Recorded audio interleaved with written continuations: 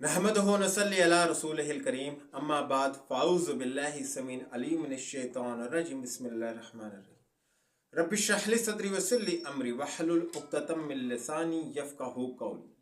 अपने देखने और सुनने वालों को रिज़वान असगर और मुस्लिम मसीही मुकालमा की टीम की तरफ से अस्सलामु अलैकुम व रहमतुल्लाहि व बरकातुहू। गुज़िश्ता दिनों मेरी नज़र से सुनील राज साहिब की एक नई वीडियो गुजरी जिसमें वो हुक्म रज़ात के ऊपर बात कर रहे थे। इससे बेशतर भी हमने सुनील राज साहिब की एक वीडियो का जवाब दिया था। इस वीडियो के आखिर में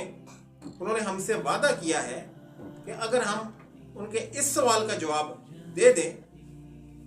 तो वो हमारी पिछली वीडियो का जवाब ज़रूर देंगे। इससे बेशतर के इनकी इस वीडियो के ऊपर लबकुशाई की जाए।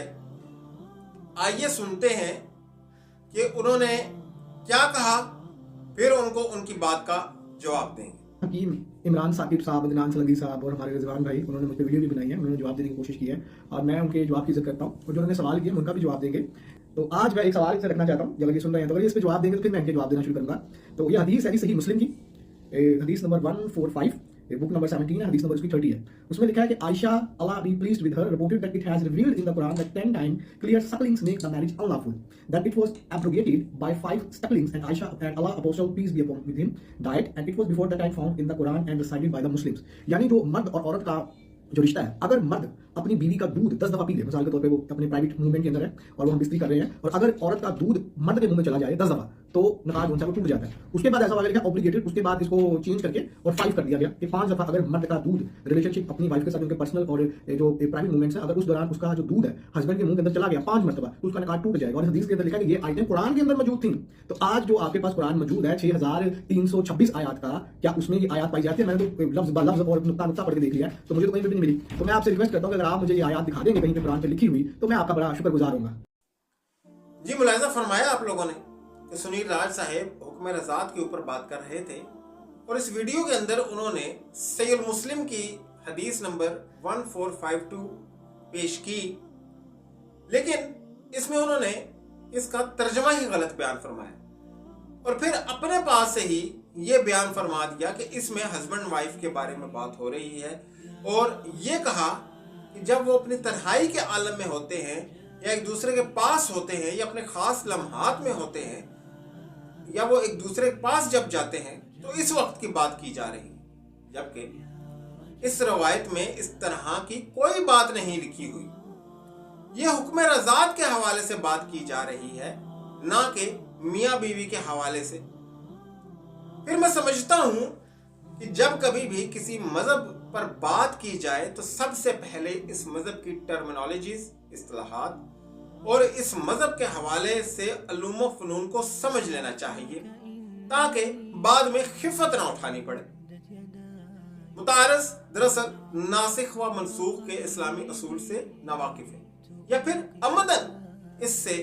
एराज बरत रहे हैं। सवाल यह है कि अगर ये आयात ज़ाया हो गई थी तो फिर सही मुस्लिम की रवायत में रावी को ये बातें कैसे पता चली और क्या मुतारिज इसको कहीं से खोज कर लाया है या अहले इस्लाम ने ही इनको खुद इन बातों के बारे में बतलाया है? अगर अहले इस्लाम ने ही इनको बतलाया है, यानी अहले इस्लाम की कुतब से ही इनको ये बातें पता चली हैं, तो फिर कुरान मजीद के आयात ज़ाया होने का दावा खुद ब खुद ही कलादम करार हो जाता है। हदीस में यह बात सरहतन मौजूद है कि सहाबा इकराम ये आयात पढ़ा करते थे और इन्हें याद भी किया करते थे और बल्कि बाज के पास तो तहरीरी शक्ल में भी मौजूद थी और महफूज भी थी। अगर ये आयात कुरान मजीद का हिस्सा थी तो सैयदना अबू बकर सिद्दीक के दौर में कुरान मजीद फुरकान हमीद को जब जमा कर लिया गया तो वहां इन आयात को क्यों पेश ना किया गया और खुद इनकी बेटी ने इनको ये आयात क्यों ना लिखवाई कि ये भी कुरान का मतन का हिस्सा है, इसको लिख लीजिए। साफ जाहिर है कहानी कुरान मजीद फुरकान हमीद की सूरह बकरा की आयत नंबर 106 में अल्लाह सुब्हानहू व तआला फरमाते हैं कि जिस आयत को हम मनसूख कर दें या भुला दें اس سے بہتر یا اس جیسی کوئی اور آیت ہم لے کر آتے۔ اس روایت میں بھی یہ بات بیان کی جا رہی ہے کہ جو حکم رضاعت پہل نازل ہوا تھا کہ اگر کوئی کسی بچے کو 10 دفعہ اپنا دودھ پلا دے تو وہ ویسے ہی ہو جائے گا جیسے کہ اس کی اپنی جنی ہوئی اولاد، اور پھر اس حکم کو ختم کر کے اس کو 5 دفعہ پر محدود کر دیا گیا۔ لیکن آخر میں ان دونوں احکامات کو منسوخ کر دیا گیا، اور پھر اللہ سبحانہ و تعالیٰ نے جو آیت بچے کو دودھ پلانے کے حوالے سے نازل فرمائی کہ جو مائیں اپنی اولاد کو دودھ پلانا چاہیں وہ کامل 2 سال تک دودھ پلائیں، اور جن کا دودھ پلانے کا ارادہ ہو وہ اس مدت کو پورا کریں۔ سورہ بقرہ کی آیت نمبر 233۔ اس آیت نے پہلی 2 آیات کو منسوخ کر دیا۔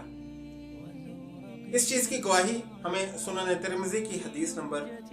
1152 میں بھی ملتی ہے، جس میں لکھا ہے کہ ام المومنین حضرت سلمہ رضی اللہ تعالیٰ عنہ فرماتی ہیں کہ رسول اللہ صلی اللہ علیہ وسلم نے فرمایا کہ حرمت اسی وقت تک ہے جب تک انتڑیوں کو دودھ پھاڑے یا پھاڑنا دے، اور دودھ چھڑانے سے پہلے ہو، یعنی کہ جب بچہ شیرخوارگی کی عمر میں ہو۔ حضرت عائشہ رضی اللہ تعالیٰ عنہ سے اس روایت میں صرف یہ بیان فرمایا جا رہا ہے کہ حکم رضاعت کے حوالے سے پہلے یہ احکامات الہیہ نازل ہوئے تھے، لیکن پھر اللہ سبحانہ و تعالیٰ نے اپنی کتاب کو مکمل کر دیا، اور اللہ کے رسول کے دور میں ہی ان آیات کو منسوخ کر دیا گیا، اور ان کی تلاوت بھی منسوخ کر دی گئی اور احکامات بھی منسوخ کر دیے گئے، اور ان کی جگہ یہ والی آیت یعنی سورہ بقرہ کی آیت نمبر 233 نازل ہوئی۔ اب حکم زراعت ہوتا کیا ہے؟ پہلے زمانے میں اور آج بھی بعض مقامات پر ماؤں کو دودھ نہیں آتا تو وہ کچھ عورتوں کو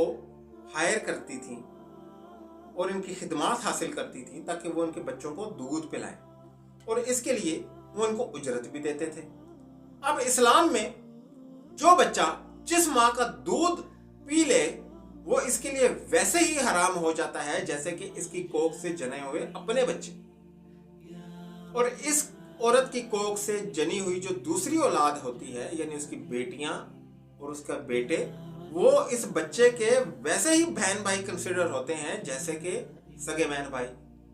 ان سے نہ تو بیاہ شادی وہ کر سکتے ہیں آپس میں اور نہ ہی ان سے نکاح ہو سکتا ہے۔ اس روایت میں ایسا کچھ بھی بیان نہیں ہے جیسا کہ سنیل راج صاحب نے بیان فرمایا ہے، یہ صرف ان کے اپنے ذہن کا تعفن تھا جو وہ دکھا رہے کہ اگر شوہر اپنی بیوی کا دودھ 5 دفعہ یا 10 دفعہ پی لیتا ہے تو وہ اس کی بیوی جو ہے وہ اس پر حرام ہو جائے گی۔ ایسا اسلام میں کچھ بھی نہیں ہے۔ میں امید کرتا ہوں کہ سنیل راج صاحب کو ان کی بات کا جواب مل گیا ہوگا، ان کو اپنی غلطی سمجھ آ گئی ہوگی کہ انہوں نے کہاں سمجھنے میں غلطی کی ہے، اور میں امید کرتا ہوں کہ اب وہ میرے سوالات کا جواب ضرور دیں گے جو میں نے گزشتہ ویڈیو میں ان سے کیے تھے۔ شکریہ۔